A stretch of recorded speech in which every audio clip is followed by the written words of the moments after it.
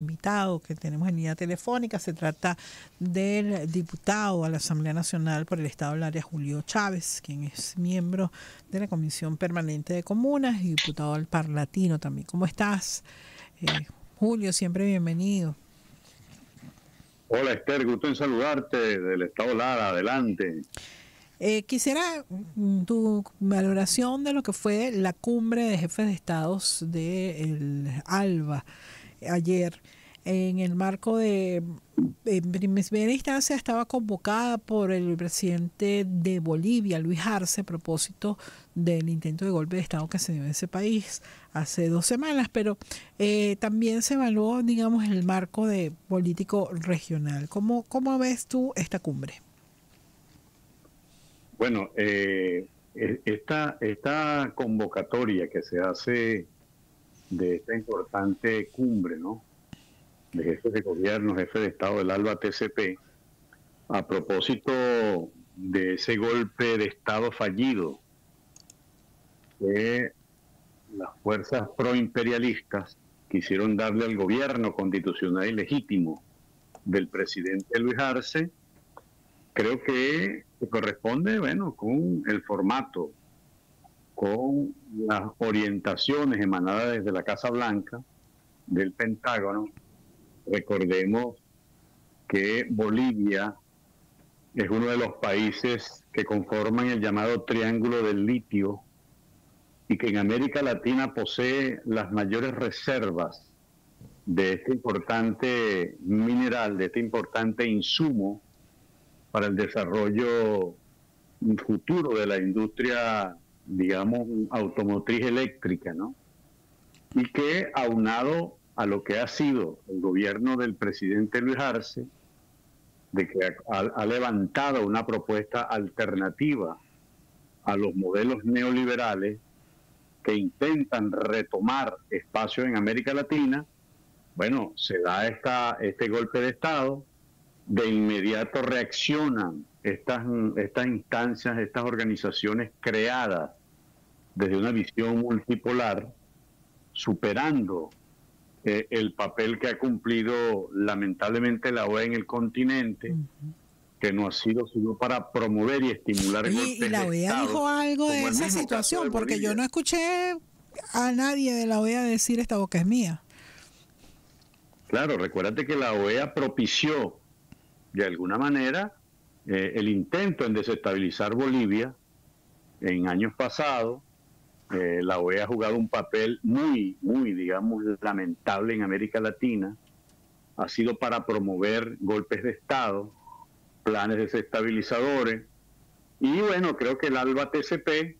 en función de esa instancia, desde la perspectiva de la visión de la diplomacia de paz, en su momento retomó el presidente Hugo Chávez y que hoy se consolida el ALBA TCP, la CELAC, Petrocaribe y todas esas instancias que han venido a cubrir el espacio en términos de garantizar la paz en la región, que lamentablemente, como tú bien lo decías, pues la OEA no ha cumplido ese papel o dejó de cumplirlo hace mucho tiempo. Ahora, Julio, ¿qué peso tiene la cumbre y el documento emitido por la cumbre en respaldo del gobierno de Bolivia en la geopolítica latinoamericana? Porque siento que, bueno, el ALBA es una instancia política fundamentalmente, pero hay otros mecanismos de integración. El caso de la CELAC, que es la que tiene más vida, porque la UNASUR está prácticamente congelada. ¿Qué peso puede tener en un impacto real en el apoyo al gobierno boliviano, en garantizar que siga siendo América Latina una zona de paz? Bueno, yo creo que eso tiene digamos, un peso geopolítico determinante en la región, si bien, como tú bien lo decías, a nivel del continente hay una instancia donde participan mayor cantidad de países, como es la CELAC, es esa instancia formidable de países de América Latina sin la presencia de Estados Unidos y Canadá, pero sin lugar a dudas que el ALBA, como expresión genuina de la solidaridad de los pueblos, como una instancia política, precisamente para acordar estos programas, estos planes que promuevan la paz en la región, se constituyen en piezas fundamentales a la hora de ir construyendo la paz en el continente, porque recuerda Esther, que fue desde estas instancias del ALBA donde nada más y nada menos se, digamos, superó o se enterró aquella propuesta excluyente del ALCA, y que esta instancia entonces comienza a coger cuerpo, a tener más importancia, mayor relevancia en América del Sur, en el continente, y creemos entonces que coadyuvan y tributan en función de lograr que América Latina sea consolidada como una región de paz. Ahora, Julio, en el escenario de que el presidente Nicolás Maduro participó, lo vimos participar en la cumbre, pero en un escenario de que el presidente Nicolás Maduro continuara en el poder, ¿cuáles deberían ser las metas en el fortalecimiento de instancias como el ALBA o la CELAC? Bueno, yo creo que las metas a corto, mediano y largo plazo, de alguna manera están establecidas en los documentos fundacionales, ¿no? De lo que se trata es realmente que exista una instancia donde se respete el derecho internacional, donde realmente se privilegie o se ponga, digamos, como prioridad los problemas de la gente, de la población latinoamericana, que históricamente ha sido excluida de las políticas públicas de participación, y se comiencen a dar esos procesos de inserción, de profundización de las democracias, como en efecto ya se han venido dando. Y tú decías, ¿no? ¿Por qué es importante el ALBA? Porque el ALBA, precisamente, esa instancia política primigenia, es la que ha avanzado mucho más en estos procesos de impulsar las democracias participativas, protagónicas en la región, de incorporar los movimientos sociales en la cogestión, en la corresponsabilidad de las políticas públicas, y creemos en que esa misma medida, ¿verdad?, en que se vayan incorporando los pueblos y no específicamente los gobiernos, los pueblos, ¿no?, en su amplia base a estos procesos de articulación, de unión a nivel del continente, para alejar precisamente aquellos modelos que propugnan por la guerra, que propugnan por desestabilizar la región, por ponerlas, digamos, como tierra fértil para que se puedan desarrollar, digamos, sistemas neoliberales. Yo creo que en definitiva, pues, esas son de las tareas a corto, mediano y largo plazo,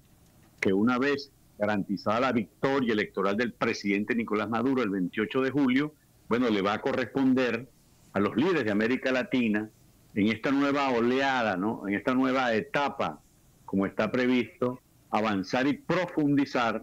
los procesos democráticos, desencadenar procesos democráticos de participación verdadera, para que en efecto los pueblos sean copartícipes, sean protagonistas de la construcción de esta nueva instancia que permita realmente dirimir las diferencias entre pueblos hermanos sin la intromisión de las potencias imperialistas, que ponga por delante a la gente, a las personas, y no precisamente al mercado y el capital, y que sea sobre la base de la complementariedad, precisamente para entreayudarse los países de América Latina y poder incorporarse con mucha fuerza en esos bloques que están surgiendo en el marco de la visión multipolar, porque América Latina, esa tierra que ha sido, digamos, asediada y amenazada, tiene mucho que aportar, mucho que tributar a esa nueva visión multipolar que se está gestando desde la perspectiva de los procesos de emancipación y de liberación que se están dando en América Latina, en África, y que están enfrentando con mucha fuerza en Europa los brotes del neofascismo. Bueno, y a propósito de ese tema, yo quería pedirte tu opinión. Tú has sido uno de los diputados que más contacto ha tenido con organizaciones políticas de todo el mundo. ¿Qué impresión tienes sobre los resultados electorales tanto en Francia, que fue el más sorprendente, como el de Gran Bretaña, que si bien era crónica de una muerte anunciada para los conservadores, pues también abre perspectivas diferentes para ese país? Yo creo que los pueblos europeos están despertando, Esther, ¿no? Cuando hablo de los pueblos europeos, hablo de los movimientos sociales, de las organizaciones. Aunque yo particularmente lo veo más como una reacción que como un despertar. Bueno, enmarcado, digamos, en ese contexto de esa guerra que ha planteado la OTAN contra Rusia en territorio ucraniano, pareciera entonces que ha despertado un poco la conciencia, no ha disparado las alarmas de los europeos. Están viendo cómo sus economías se están desplomando,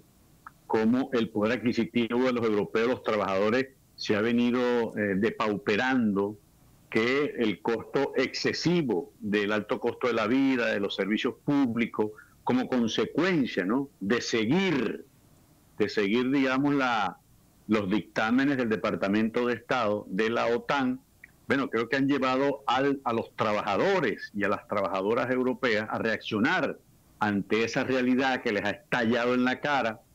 que creo que no solamente lo que está ocurriendo en Francia, estuvimos también, como tú bien lo decías, en España, se están dando procesos interesantes en algunas regiones de España, de igual manera en Italia están reaccionando contra este gobierno de la señora Meloni en territorio italiano. Lo que está pasando en algunos países de la Europa Oriental, ¿no?, que comienzan a reaccionar. Ahí está el caso de Hungría, el caso de la Francia. Bueno, aunque el presidente húngaro es un personaje muy conservador. Bueno, pero fíjate que a pesar de esa posición, Esther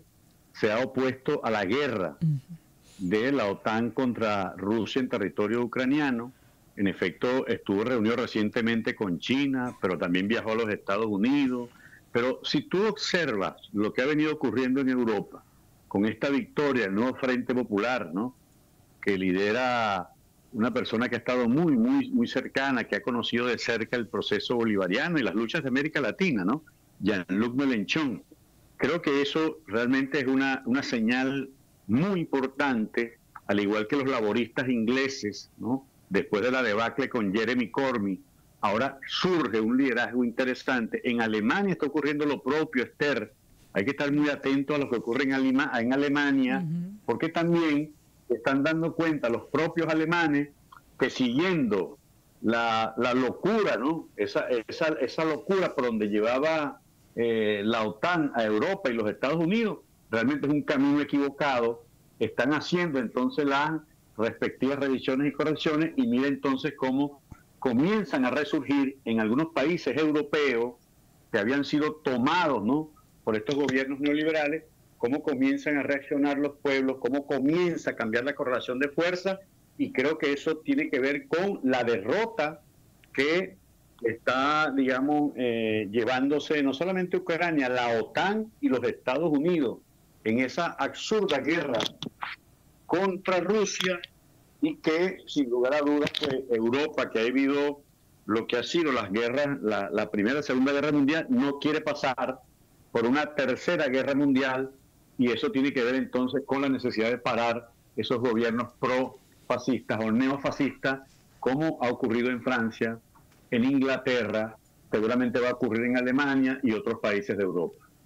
Bueno, eso estaremos a la expectativa de lo que suceda allí en Europa y las repercusiones que va a tener eso en por ejemplo, la OTAN y sus políticas, y particularmente ese caso de la guerra en Ucrania. Siempre es un gusto tenerte en nuestro espacio, Julio. Siempre bienvenido. Abrazo, Esther. Gracias. Era Julio Chávez, diputado a la Asamblea Nacional por el Estado Lara. Dos informaciones quiero